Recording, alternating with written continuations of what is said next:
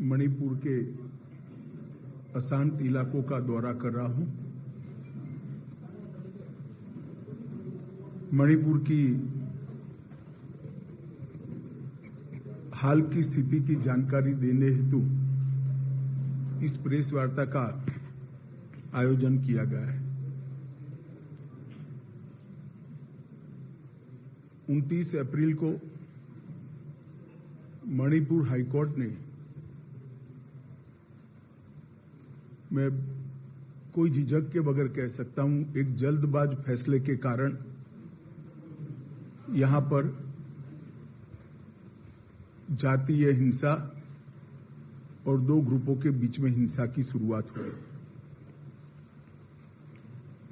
विगत 6 वर्षों से, जब से मणिपुर में भारतीय जनता पार्टी की सरकार आई, मणिपुर बंद, ब्लॉकेड, कर्फ्यू और हिंसा से मुक्त हो गया था। नरेंद्र मोदी जी के नेतृत्व में भारतीय जनता पार्टी की मणिपुर सरकार, हमारे मुख्यमंत्री जी के नेतृत्व में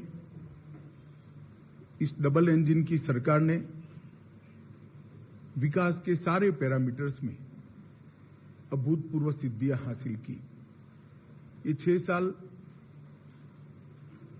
मणिपुर के इतिहास में विकास और शांति के 6 साल के रूप में जाने जाते हैं।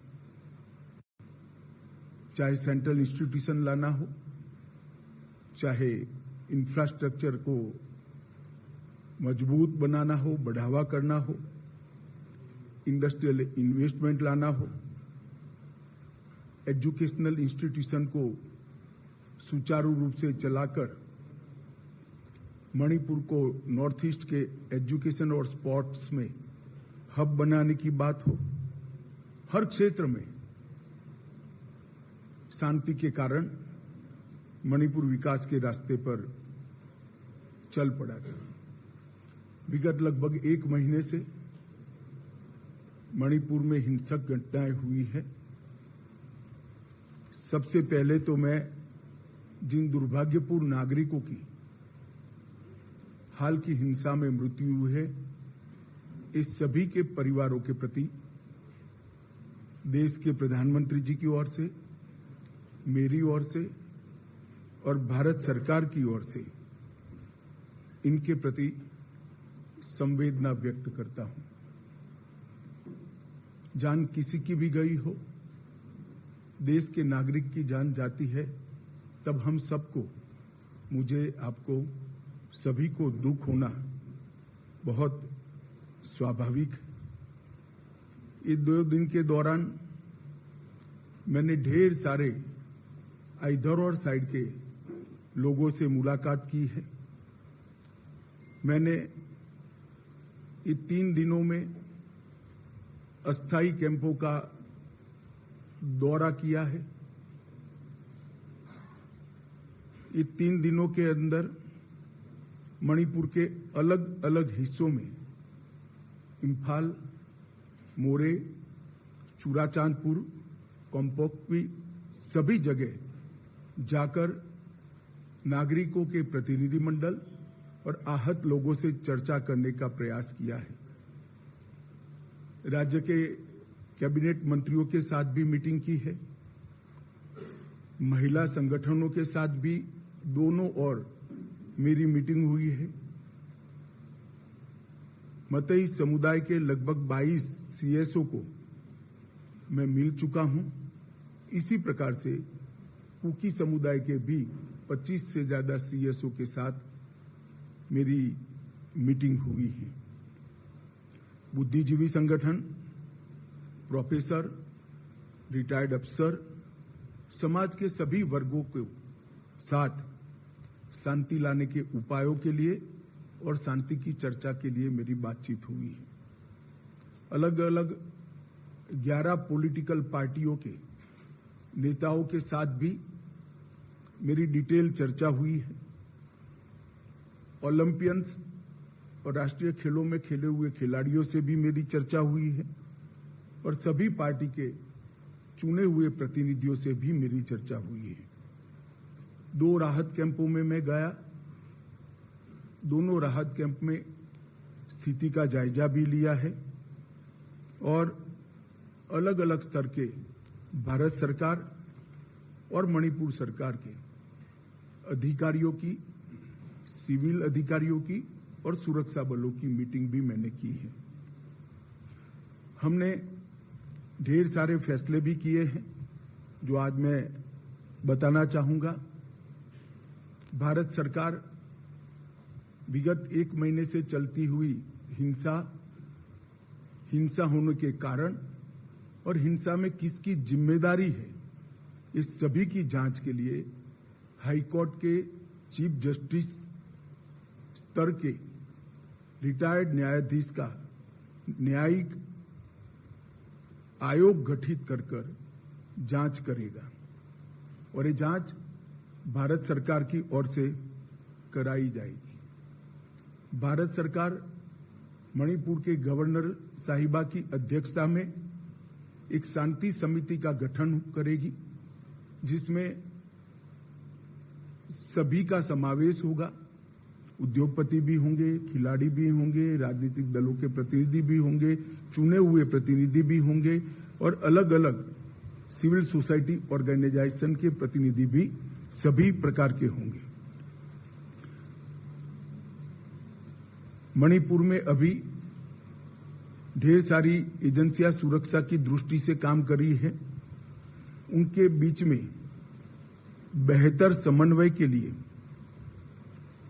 एडवाइजर श्री कुलदीप सिंह जी, जो कि रिटायर्ड डीजी सीआरपीएफ हैं, उनकी अध्यक्षता में इंटर एजेंसी यूनिफाइड कमांड की व्यवस्था आज से ही हम रचना में लाएंगे, जो सभी एजेंसियों के बेटर कोऑर्डिनेशन के लिए, पक्षपात विहीन कोऑर्डिनेशन के लिए इनकी अध्यक्षता में काम होगा। जितने भी केस रजिस्टर किए गए हैं, इसमें से 5 केस चयनित किए गए हैं और 1 केस इन जनरल कॉन्स्पिरेसी का रजिस्टर्ड कर ये 6 केसों की जांच सीबीआई का विशेष दल करेगा, जो भारत सरकार के तत्वाधान में किया जाएगा। और मैं सभी मणिपुर वासियों को विश्वास दिलाना चाहता हूं, किसी भी पक्षपात और भेदभाव के बगैर हिंसा के मूल तक जाकर आने वाले समय में कभी हिंसा न हो, इस प्रकार की एक न्यूट्रल जांच और दोषियों को दंडित करने की कार्यवाही की जाएगी। एक रिलीफ एंड रिहेबिलिटेशन पैकेज को भी तैयार किया गया है। जितने भी लोगों का जान गया है वो सभी को 5 लाख रुपया मणिपुर सरकार की ओर से और 5 लाख रुपया भारत सरकार की ओर से 10 लाख रुपया दिया जाएगा। ये राशि डीबीटी के माध्यम से उनके परिवारजनों के सीधे बैंक अकाउंट में ट्रांसफर की जाएगी। जो इंजर्ड हुए हैं उन इजाग्रस्तों के लिए, जिनकी प्रॉपर्टी का नुकसान हुआ है, उन लोगों के लिए भी एक रिलीफ एंड रिहेबिलिटेशन पैकेज तय कर लिया गया है, जिसकी डिटेल घोषणा कल भारत सरकार के गृह मंत्रालय से हम करेंगे। मणिपुर की जनता को चीज वस्तुओं की कमी न हो, इसके लिए 30,000 मैट्रिक टन नियत कोटा से एक्स्ट्रा चावल भारत सरकार ने यहां पर भेजा है। वो चावल 15,000 मैट्रिक टन के 2 महीने तक 15,000 मैट्रिक टन भेजा जाएगा। गैस, पेट्रोल और सब्जियों की भी आपूर्ति की व्यवस्था कर दी गई है।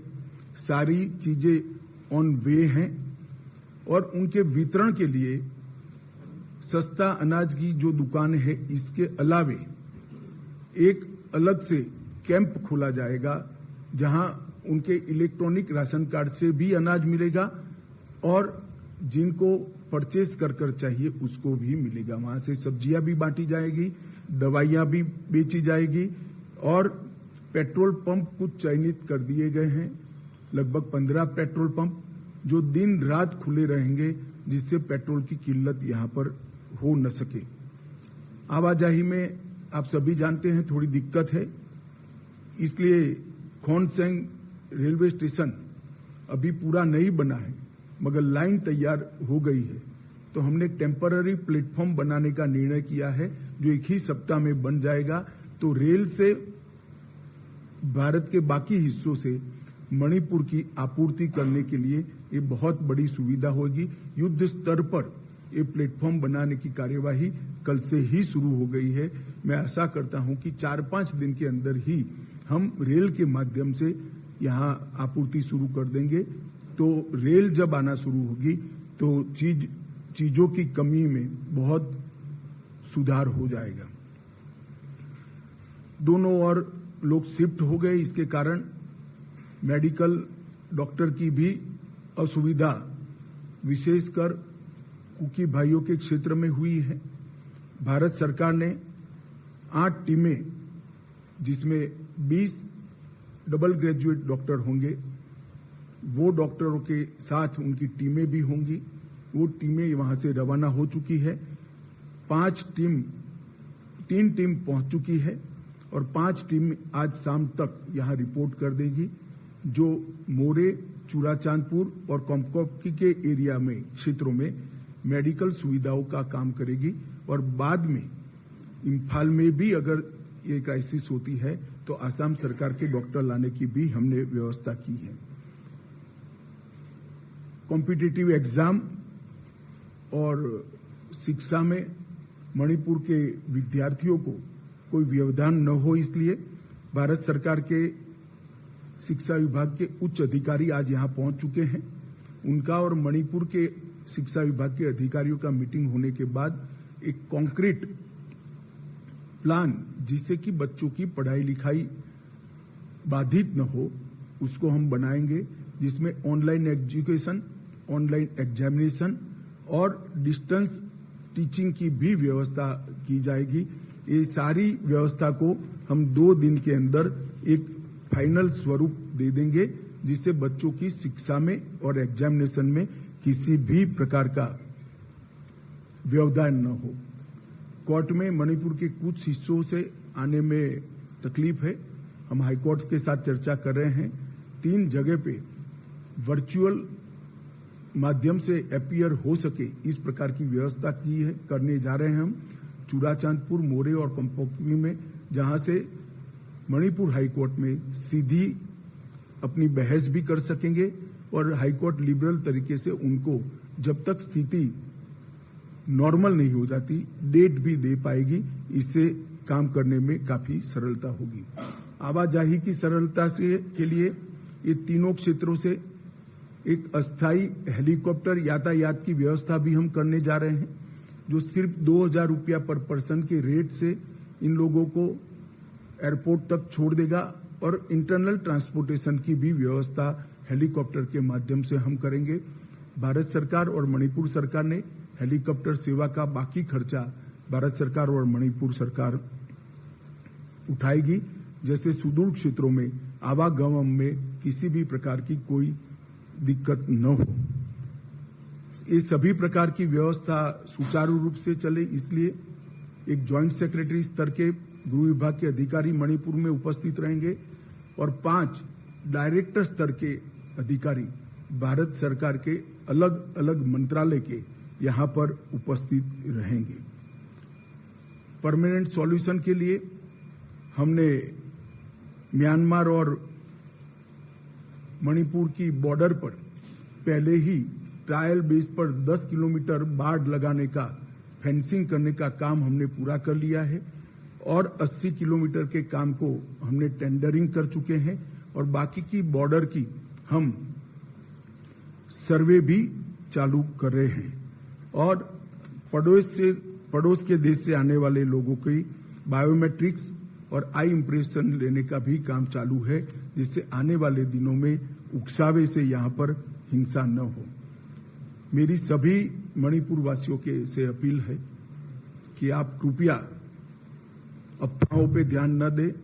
अफवाहों के निरसन के लिए यहां पर कुछ टोल फ्री नंबर बनाए गए हैं। इधर और साइड से शांति बनाए रखें। मणिपुर में शांति के कारण विकास का एक नया युग 6 साल से चल रहा था। कोर्ट के एक फैसले के कारण, थोड़ी मिसअंडरस्टैंडिंग के कारण ये मनमुटा हुआ है। मुझे भरोसा है कि मणिपुर की जनता आपसी सद्भाव के साथ चर्चा कर जल्दी इसका निपटारा लाएगी। जहां तक केंद्र सरकार का सवाल है, मैं एक स्थिति स्पष्ट कर देना चाहता हूं। मैं सू ग्रुप वालों को भी एक कठोर संदेश देना चाहता हूं कि सू एग्रीमेंट का किसी भी प्रकार का वायोलेशन, किसी भी प्रकार का विचलन बहुत सख्ती से साथ लिया जाएगा और वो समझौते के भंग के रूप में लिया जाएगा।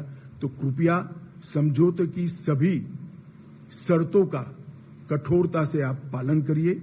आज से हम इसको बहुत स्ट्रिक्टली मॉनिटर करेंगे और जिन लोगों के पास हथियार हैं उनसे भी मैं अपील करना चाहता हूं कि अपने अपने हथियार पुलिस के सामने सरेंडर कर दें। कल से पुलिस कॉम्बिंग ऑपरेशन करेगी और कॉम्बिंग ऑपरेशन करने के बाद जिनके पास से हथियार मिलेंगे उन पर कठोर न्यायिक धाराएं लगाई जाएंगी। तो मेरा सभी से अपील है कि जिनके पास हथियार हैं वो सभी लोग पुलिस के सामने अपने हथियारों को सरेंडर कर दें। मैं सभी सिविल सोसाइटी ऑर्गेनाइजेशन से भी निवेदन करना चाहता हूं कि अफवाहों पर ध्यान न दें। समय शांति बनाने का है, समाज के अंदर सद्भावना बढ़ाने का है और जिस काम के लिए आप लोगों ने ऑर्गेनाइजेशन बनाया है, मैं मानता हूं वो काम यही है। तो आप लोग कृपया दोनों साइड से शांति बनाने का, चर्चा का और सद्भाव बढ़ाने का माहौल बनाए, ऐसी मेरी आप सबसे विनती है। धन्यवाद। एक आराम से करिए, बैठकर करिए।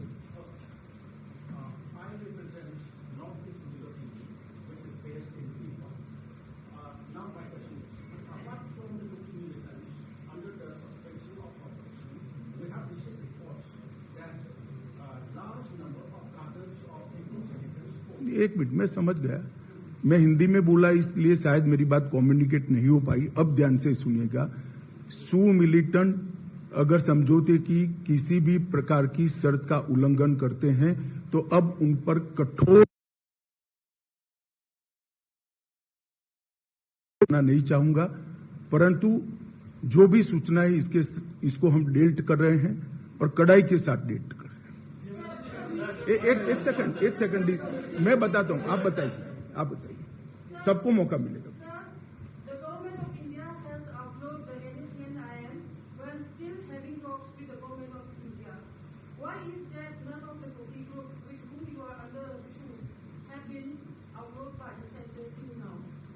देखिए, हमारी बातचीत सभी से चल रही है। नॉर्थ ईस्ट में अब तक 15 अलग अलग हथियारी ग्रुपों से हमारा समझौता हो चुका है। 8,000 से ज्यादा लोग सरेंडर हो चुके हैं। नरेंद्र मोदी सरकार बनने के बाद 2014 से लगभग 8,000 उग्रवादी हथियार डालकर मेन स्ट्रीम में आए हैं। बाकी लोगों से भी बातचीत चल रही है। ये सभी से बातचीत एक उच्चतम स्तर पर गृह मंत्रालय कर रहा है, मगर जब कॉम्प्लेक्स पोजीशन होती है, 50-50 साल पुराने मसले होते हैं, इसका निपटारा लाने में समय लगता है। एक सेकंड, सबको कहें।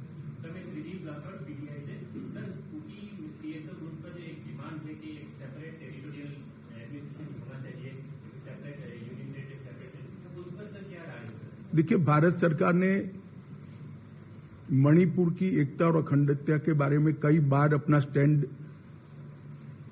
घोषित किया है। इसमें हमारा कोई बदलाव नहीं है। मैं अभी कोई ऐसी बात करना नहीं चाहता जिससे शांति में दखल पड़े। और मेरा आपसे भी निवेदन है कि हेडलाइन बनाने में कृपया ऐसे सवाल मत पूछिए जिससे इधर और साइड पर एग्रेशन बढ़े।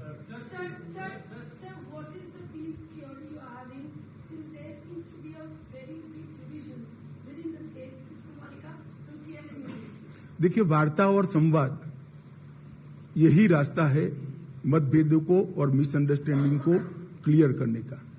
मुझे लगता है एक बार राज्यपाल महोदया की अध्यक्षता में पीस कमेटी घूमकर सबको सुनेगी। मैंने भी सुना है, काफी सारी चीजें आई हैं। मैंने एक दूसरे के साथ कम्युनिकेट भी किया है, एक दूसरे के ग्रीवेंसेस को। वो दोनों ग्रुप भी अभी अपने यहाँ इस पर विचार कर रहे हैं। एक बार वार्ता शुरू होगी तभी मिसअंडरस्टैंडिंग क्लियर होगी। एक सेकंड, सबको मैं बताऊंगा भाई।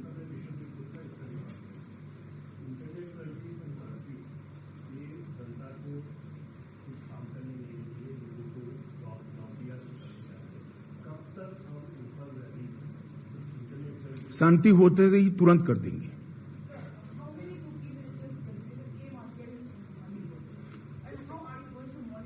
देखिए, ये एग्जामिनेशन नहीं है, सिक्योरिटी रिलेटेड चीजों का इस प्रकार से जवाब नहीं दिया जाता है। आप भी जरा सोचिएगा कि सवाल कैसे पूछने चाहिए। धन्यवाद।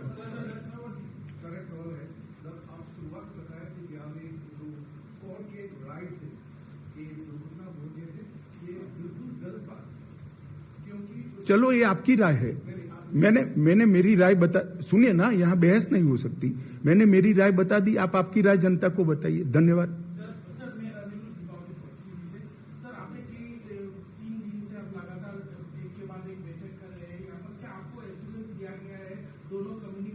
जी, मुझे दोनों कम्युनिटी के सीएसओ के माध्यम से विश्वास दिलाया गया है कि जो मिसअंडरस्टैंडिंग है इसको हम जल्दी ही निपटारा करेंगे। और दोनों कम्युनिटी ने अपनी अपनी जनता के साथ बातचीत करना भी शुरू कर दिया। इसकी ग्राउंड रिपोर्ट भी मिलती है। मैं बहुत ऑप्टिमिस्टिक हूं कि जैसे ही राज्यपाल महोदय की अध्यक्षता में एक कमेटी घूमकर सबसे चर्चा करना शुरू होगी, समाधान निकल आएगा। एक सेकंड।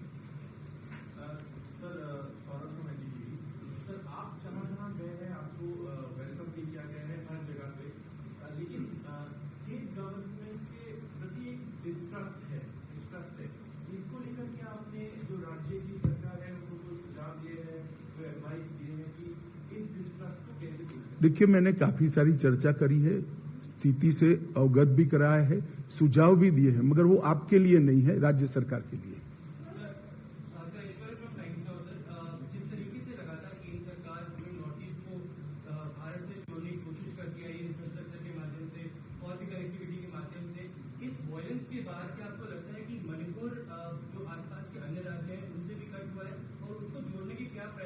ये टेम्पररी फेज है।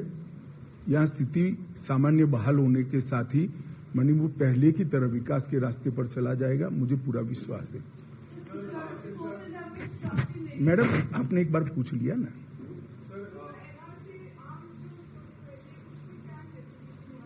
इन्वेस्टिगेशन हो रहा है, मगर मैंने पहले अपील करना चाहता था, मैंने आज अपील कर लिया है। जिनके पास भी आर्म्स है वो सरेंडर कर दे। बाद में कॉम्बिंग भी होगा और कठोर कार्यवाही भी होगी। हमारे पास सूचनाएं भी हैं। एक सेकंड।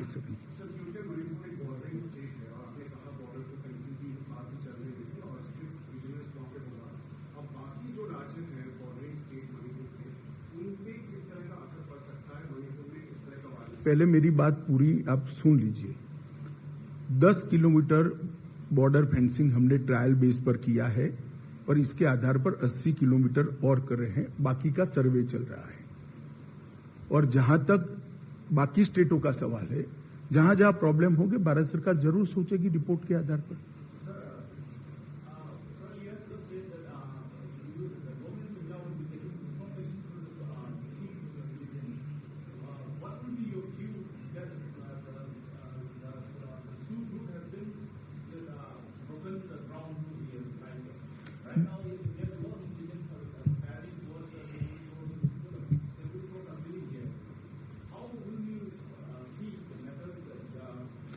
देखिए, मैं समझ गया।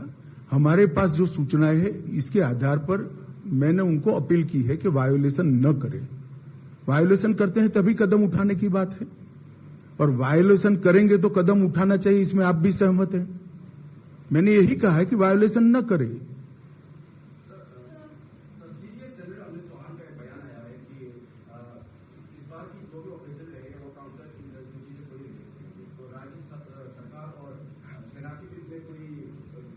ना जी, मैंने पहले ही कहा है नस्ली हिंसा है।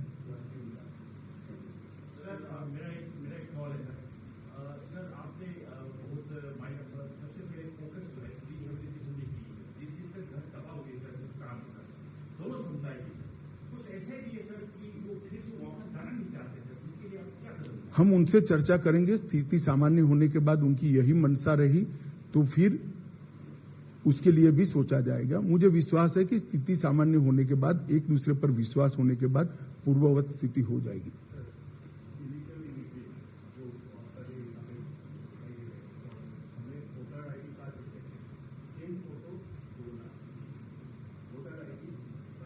मैंने इसीलिए कहा कि सबके थंब इंप्रेशन और आई इंप्रेशन लेने की शुरुआत ऑलरेडी कर चुकी है भारत सरकार, सिर्फ मणिपुर नहीं, सभी राज्यों में।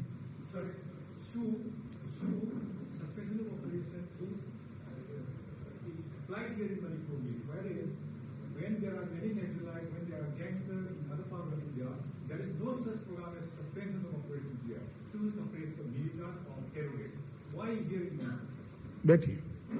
ऐसा है कि सस्पेंशन ऑफ ऑपरेशन की कुछ कंडीशंस हैं, तो इसको मानना चाहिए, तभी तो सस्पेंशन ऑफ ऑपरेशन रहता है। अगर कंडीशन टूटती है तो दोनों ओर से टूटेगी। फिर मैं आपसे बहस नहीं कर सकता, मैंने मेरा जवाब दे दिया।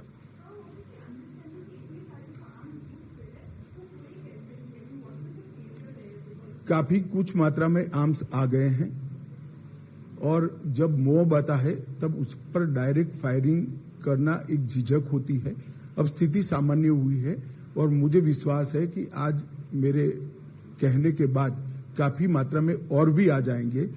नहीं आएंगे उसको हम कठोरता के साथ कॉम्बिंग कर ढूंढेंगे।